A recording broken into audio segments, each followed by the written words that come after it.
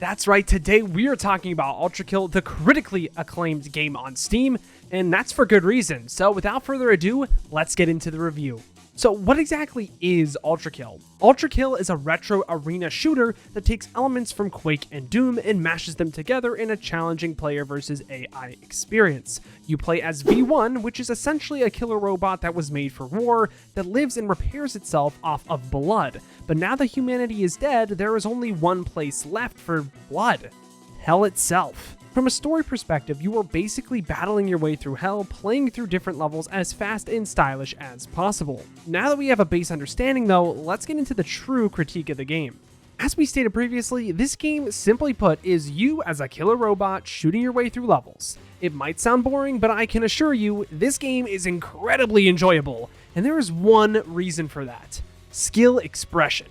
You start the game with one gun, and it seems pretty simple. However, as you progress, you begin to understand the intricacies that arise from the utilization of the different weapons and variations that they have. Something that might seem as easy as just shooting a coin out of the air shortly becomes something that you can uncover secrets to a mechanic that can multiply your damage tenfold when used correctly. The same goes with movement. What seems like a simple slide jump can turn into a slam storage that boosts you to the heavens once you've played for just a few hours. The ceiling one can reach from simply playing and learning more is what makes the gameplay loop enjoyable. Aside from that, there are so many secrets to uncover alongside perfecting each level to unlock extremely difficult bosses that are fundamental to the understanding of the lore. The thing is with all games is that eventually all of this content dries up, but with a game like ULTRAKILL, that's just not a problem. Once you have perfected every level, it is time for you to take what you have learned into the endless mode or the cyber grind and truly perfect your individual playstyle and see how you match up against other players around the world.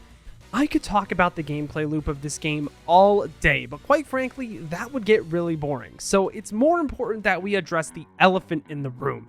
Paz, this game looks like trash. And while it might, let's just consider a few things here. Keep in mind that this game is supposed to give that old-timey retro feel of the old Doom franchise alongside Quake. In my opinion, the graphical representation of the game would be much worse and quite distasteful if it were made to look like a game in 2023. The graphic quality sends the thematic message of the game to the player from the beginning.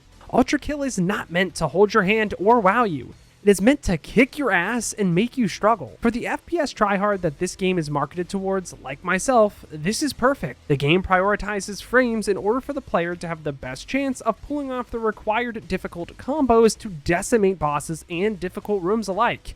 There is even a lore component to it as well. Recall that you were playing as V1, a robot that just so happened to be programmed with low-definition vision quality compared to its counterpart, V2, that is perceiving the world in 4K Ultra HD. Now, this idea might not be canon, but that also lends itself to the idea that makes it seem like in the beginning, V2 is much more accurate than you are when you first start off until you get much better with the mechanics of the game as man beats machine in the end. Moving on, if you have watched any of the other reviews on this channel so far, you'll understand that audio composition is of utmost importance to me when I'm playing video games. And to be honest, ULTRAKILL does not disappoint with this at all. ULTRAKILL does not disappoint in this sector whatsoever, and it all comes back to the style idea we were talking about before. The audio effects match perfectly alongside the visuals, and you can quite honestly understand just how powerful the gun is you are wielding based off of its sound. But let's continue to discuss the audio within its music. When you think of a retro arena Doom shooter, you probably think, oh,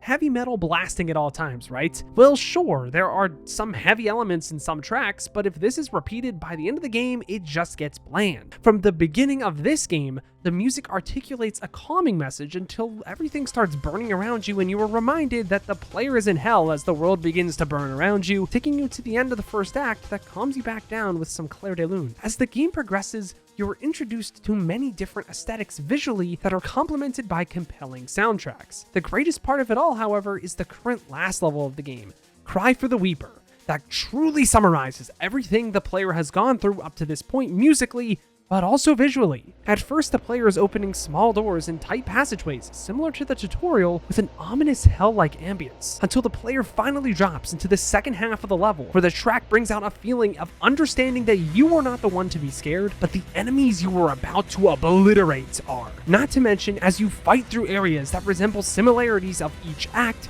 you were reminded of popular motifs you heard from them as well, until the very end where a heavy version of the first act's finale finally plays as you fight for your life. The player realizes through the musical composition that you are not just any ordinary killer robot. You are the Angel of Death, and you won't stop obliterating the demons of hell until they stop you yourself. The point I am trying to make here is that ULTRAKILL does not deliver an epically orchestrated soundtrack of something that you think it should sound like. It is a methodical application of core themes throughout your journey as you begin to become more comfortable with your skills and realize that you are a force to be reckoned with. The soundtrack is not just a banger, it is a banger with layers upon layers of meaning behind every note. As we conclude today's review, it is important that we discuss the ideas that we have talked about today. How does ULTRAKILL define itself from its predecessors? While it may not be first of its kind, does it innovate on previous ideas?